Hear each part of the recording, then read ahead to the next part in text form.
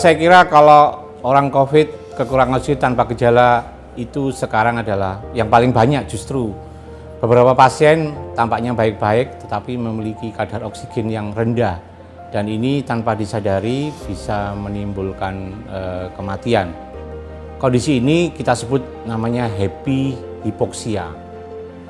Pertanyaan ini sering timbul karena virus corona jenis baru ini menyerang paru-paru dan seseorang sehat biasanya memiliki saturasi oksigen, yaitu kadar oksigen di tepi itu 95. Namun beberapa dokter melaporkan, saya sendiri juga pernah mengalami penemukan pasien bahwa pasien tampaknya biasa-biasa tanpa gejala apapun, kadar oksigennya turun sampai 70-80% dengan saturasi oksigen. Karena itu ini tidak ditemukan pada kondisi penyakit-penyakit influenza yang biasanya.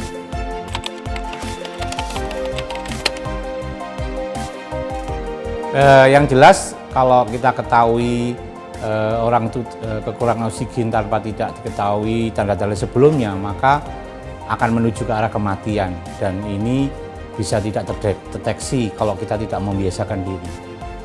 Beberapa pasien kami kita coba menempatkan probe daripada pulsa oximetri di dalam jari tangan, ya kita pasang ya dengan udara biasa yang 21% kadarnya itu.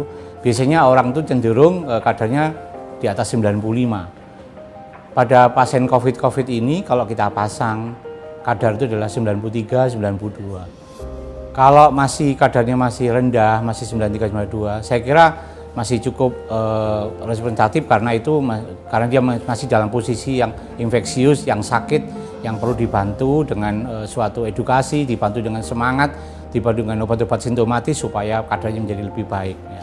Tetapi jangan dibiarkan tidak diketahui, karena itu biasakan pada pasien-pasien yang sudah terkonfirmasi positif, usahakan monitoring pulse oximetri ini, yaitu mengukur kadar saturasi pada jari tangan kita. Cara mudah untuk mengetahui kekurangan oksigen pada kondisi COVID itu melakukan pemeriksaan pulse oximetri tadi yang saya katakan.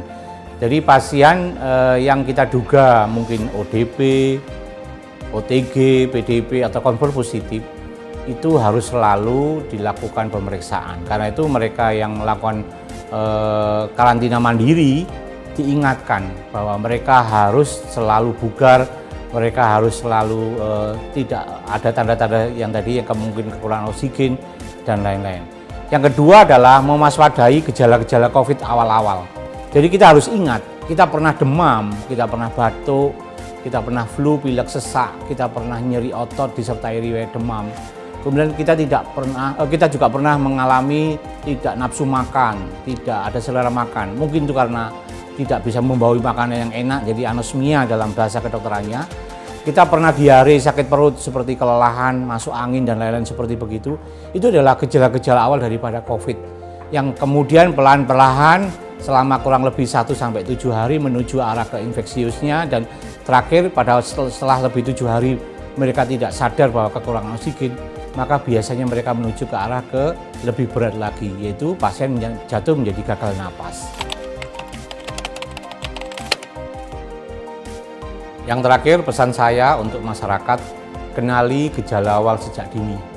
Semakin dini gejala terdiagnosa, maka penanganan COVID-19 insya Allah cepat teratasi. Saya Dr. Kris Triyogo, spesialis anestesi, konsultan anestesi regional dari ID Surabaya. Tetap sehat, tetap patuhi protokol kesehatan, semoga pandemi ini segera berlalu. Salam sehat.